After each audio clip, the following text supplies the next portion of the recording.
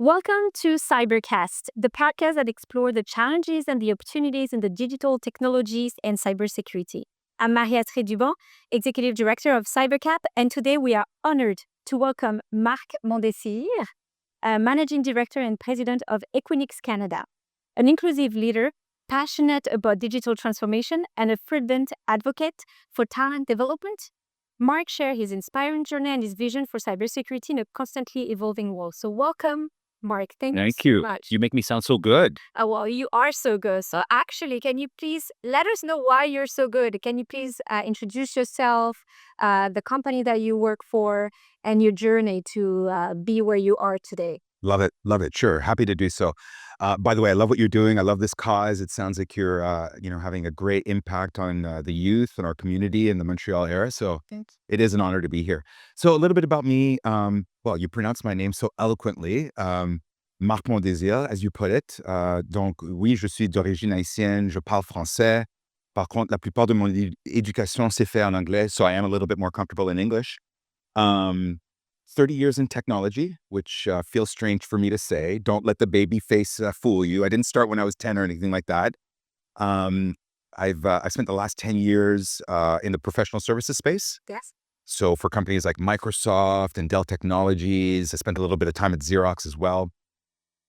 The technology sector has served me well. It's given me an opportunity to learn a ton, to impact many people's lives. I like to say that I'm not, that the technology is kind of secondary to what I do.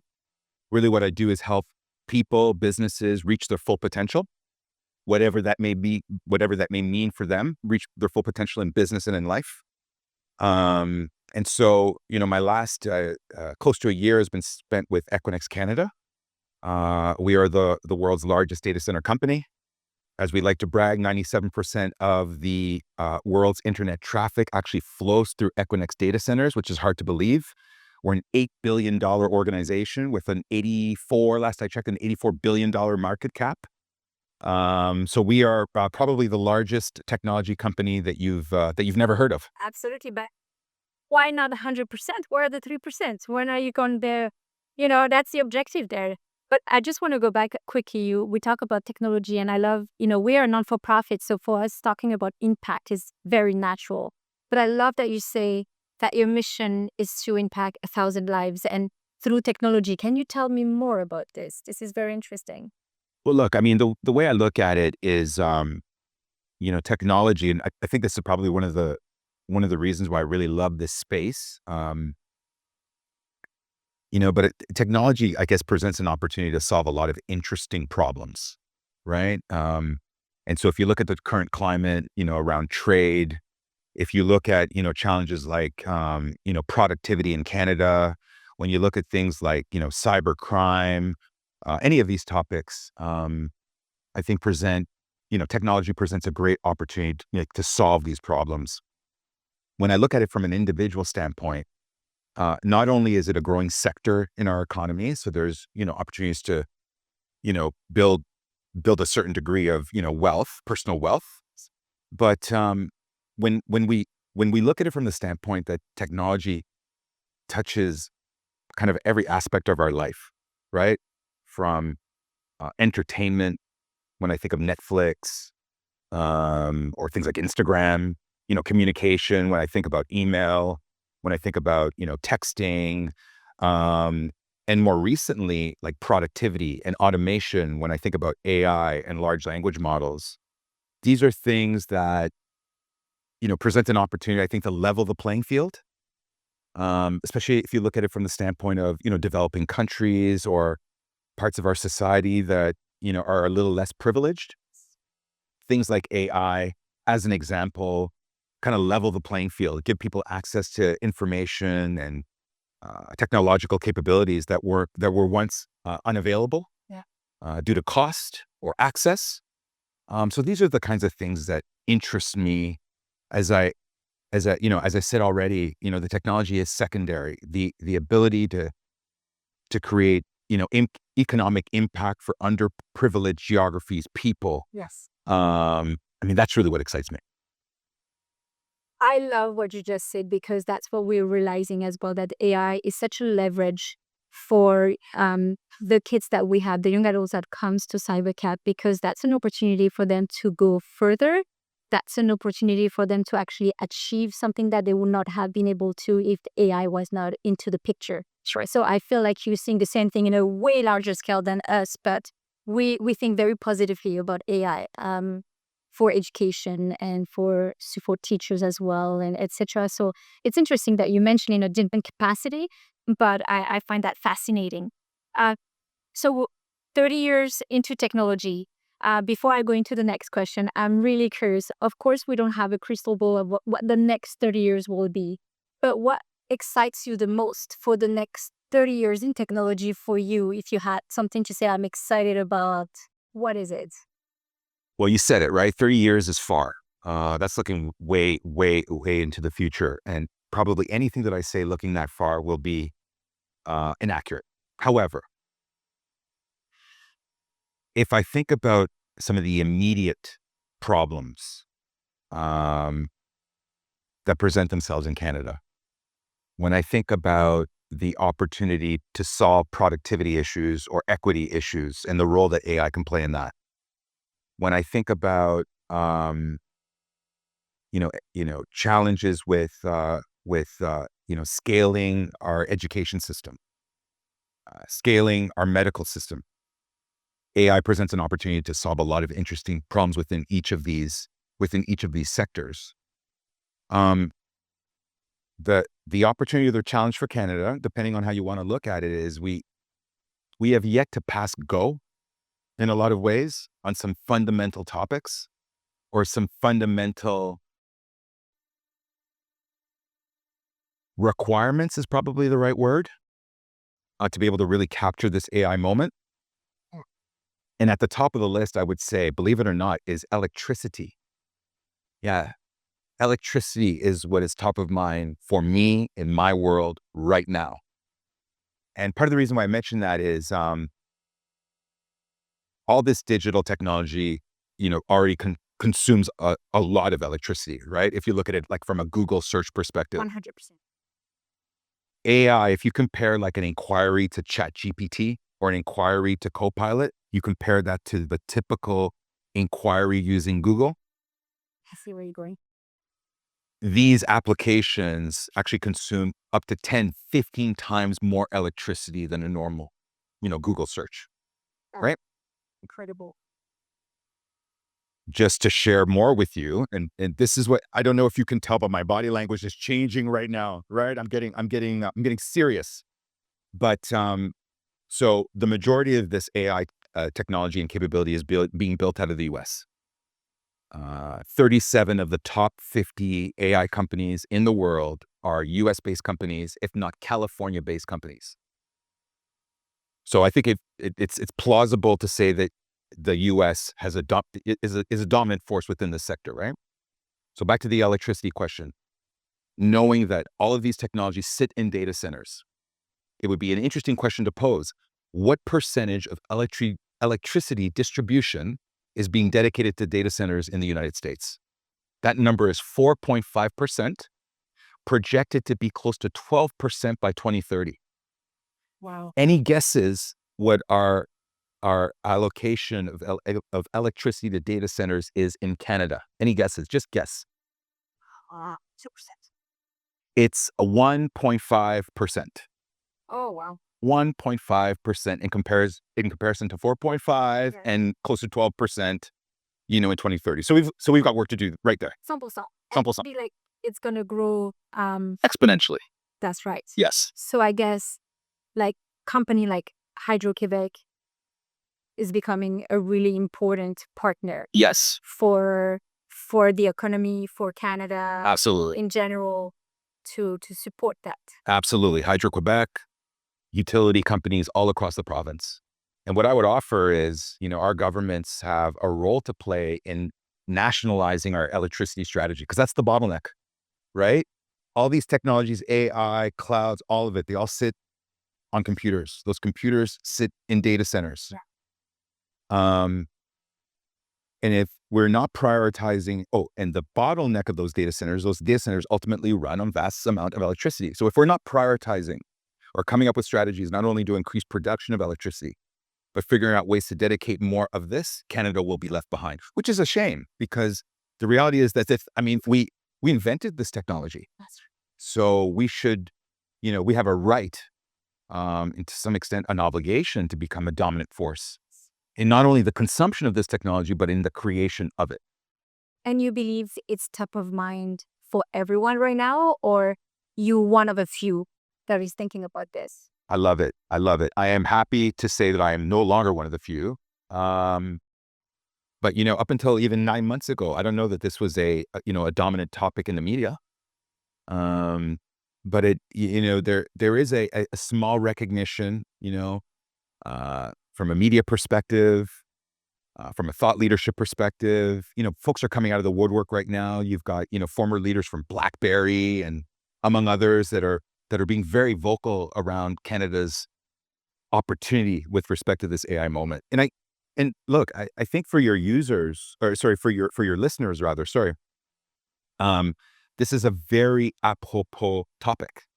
Because I think as young people think about what their careers look like, think about what the future might look like, it should be expected that the world of tomorrow will look very dissimilar than the world of today. And there's no transition. That's what we've been seeing as well when we talk about AI in our domain education. We talk about there's no transition. We just need to adapt it in a right ethical way. And we find for our young adults that are right now coming to be in the job market that already have some different parcours, right? There is some sort of anxiety. Like AI is a powerful tool for them to use ethically and to achieve goals, but also what kind of job can I have? Because I thought I would be a 2D, 3D designer, and now that's changing. And what would you recommend for them to look at? Right now they're 18 years old. They finished Sec 5. What kind of job can they look at to be able to support and the resilience of Canada? I love it. I love it. Okay, a few concepts. I'm not going to actually say jobs, but I think these are a few guiding principles. Principle number 1, AI is ripe for disruption of any jobs that are pure input, output. Input, output. I'll give you a weird example of input, output that you wouldn't expect. Doctors, input, output. Diagnostic means this recommendation, input, output. A bot can do that, believe it or not, and AI is ripe to disrupt that. However, roles that require the human touch, empathy, etc., the nurse cannot as easily be replaced as the doctor. So it gives you a hint. The other hint I would offer is there are 2 ways, at least so far, that folks are thinking about the adoption of AI.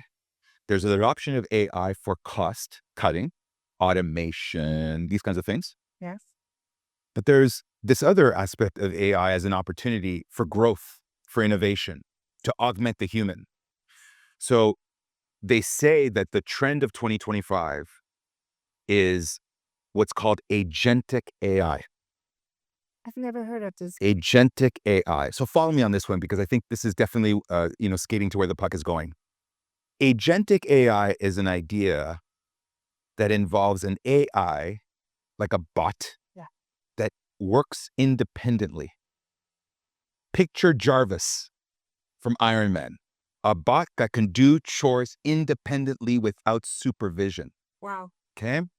This is where a lot of the energy is being spent right now, is developing agentic AI. Now, which leads me to my third hint. Agentic AI, what budgets within businesses will invest in agentic AI? Today, typical AI, the budgets addressing those that spend is coming from software budgets. Agentic AI will be coming out of HR and labor budgets. Okay? So it's the real, you could either looking at it as replacement of humans or augmentation of humans. I believe that it will be augmentation. And so which leads me to my third and final point.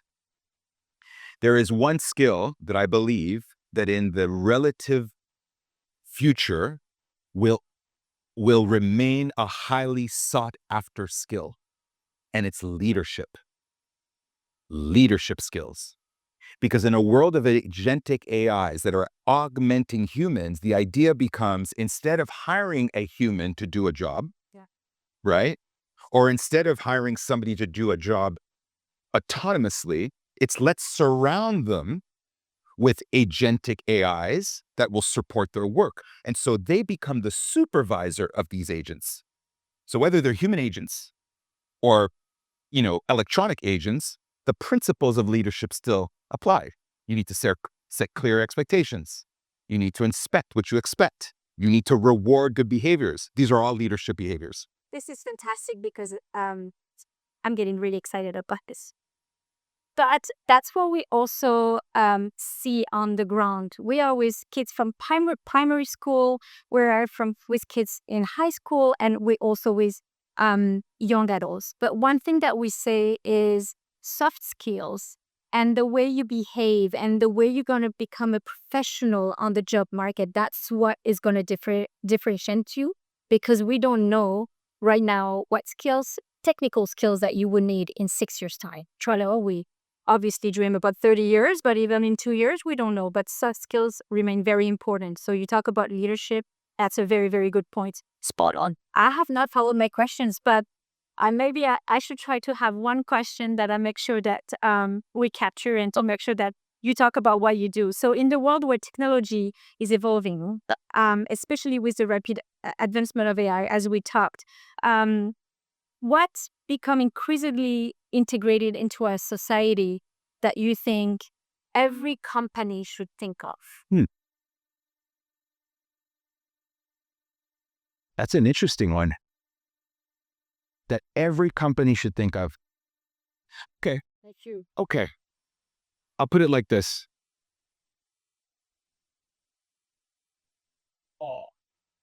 Technology is a way to enable human potential, to enable businesses. It's not technology for the sake of technology, right? I don't buy a TV because I like a square box. I like a TV because of the content that it delivers. In fact, if there was a different way to deliver that content, phone, tablet, I would watch less TV. So I think for business leaders, too often, and we've seen this, a couple of times in the last 20 years, right? First time I saw it in my career was e-commerce and the internet. And so businesses would do artificial things to adopt the internet, as opposed to sticking to the fundamental principles of a business strategy. And then, strategy leads to, goals lead to tactics, and then shaping how you deliver that strategy kind of around those objectives. Too often I'm finding, especially in larger businesses, that companies are adopting technology for the sake of it. So I would say for leaders, just remain disciplined on the fundamentals. The fundamentals of your business objectives, the fundamentals of ethics, the fundamentals of security. I was thinking about something yesterday. I was having a conversation with one of my colleagues. I'm an older guy. Older. Yeah, I am. I am. Like I said, don't let the baby face fool you. Your colleague, they don't see, but your colleague is laughing. She's laughing, okay. But I remember a world where when I was leaving work, there was a security guard that would check my bag. This was normal. I mean, just not just my bag, everybody's bag, right? The leaders, the managers, everybody's bag would get checked to make sure that no one was walking out of the building with files and things that didn't belong to them. Yet somehow we've walked away from some of those principles, knowing that, from my phone, I can access everything. And yet there isn't that degree of scrutiny, from a principle standpoint. So I think it's just sticking to the fundamentals. And maybe the last thing that I'll say is this, and you touched on it. In a world where potentially half of the labor force will be digital, then I think as humans, we need to start thinking about, well, what differentiates us from that world? That's right. And what differentiates us is ultimately our humanity, right? Our ability to love, our ability to have compassion, our ability to dream, our ability to hope, our ability to imagine. Yes. I think more than ever, we need to hold on to those ideals that make us human, so that we remain relevant. Yes. Mark, Wait. I don't know if I'll ever get a chance to meet you again. I hope I will. Yes, just in case, I want to ask you a very important question that's dearly to my heart. I see in different school system, in different, I am from another country, my husband is from another country, and I want to make sure that everyone has the same equity of chance, has the same chance, especially with the uh, rapid changing world that we're living in. Like, what would be your recommendation for small nonprofit like us, for medium company, for large company? How can we all play a part to ensure that a Marc, a Marie-Astrid have the same chance as everyone else? I'm going to put it like this, okay?